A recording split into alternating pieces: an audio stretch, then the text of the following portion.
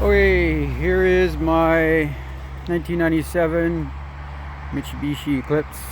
Guy I bought it off picked it up fairly cheap, and he'd already done the swap with it. It's got the 1992 in there, 6-bolt on a tranny, and then he had the blow-off valve and fuel put on there.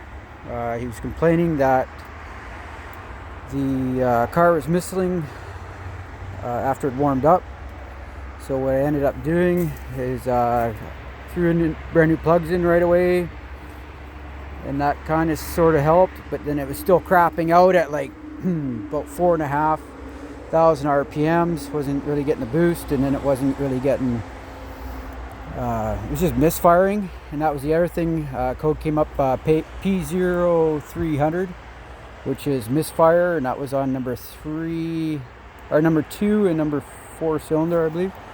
So I did try switching out the leads to the coil pack, and when I did that, it wouldn't fire at all.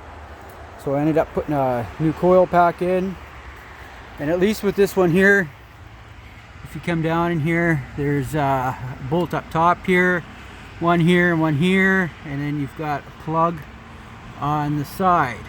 So you undo the plug and the bolts, and that whole thing will slide out down and up, and so you don't have to take any of this off or any of the wires really. Just like with mine, this fuel line here, I pulled it up a bit and then it worked. So anyway, changed out fuel or the coil pack, and it was, like I said, better, but it was still missing in that range around 4,000 RPMs, 4.5. So today I went in there and I grabbed a squeeze bottle full of water and soap, and I started hitting all over the place. Just any of the vacuum lines, blow-off valve, throttle body, and then I went back to the injectors, and I think it's number 1 injector there. I ended up squirting it in there, and you could really hear the difference. So it seems to be leaking not on the fuel, not on the rail, but where it does seat into the top of the head there. So the guy that I got this off of, he put bigger injectors in here. It's got 955s. So what I'm going to try and do is change out the rubber part that goes into the block there and see if that helps. Hope this might help anybody else out there who's having around the same problem. I think the cars are prone to a lot of issues. One of the big issues, I think, is vacuum leaks, especially now that they're getting older. The other thing that this car is actually having problems with is it's not producing heat inside the car. The thermostat is brand new. Coolant is up.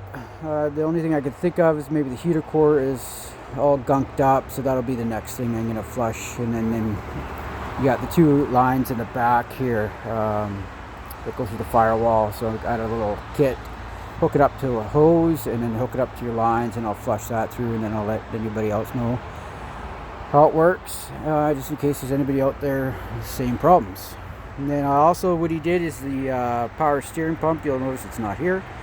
He ended up it was leaking, so he just got rid of it, which I wish he didn't, because then I could at least see how everything hooks up.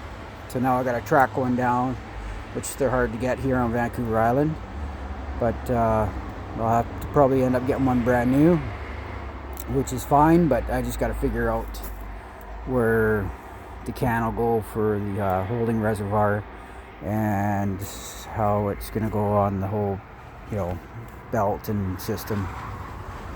But I got all the brackets and stuff. I just got to put it all together.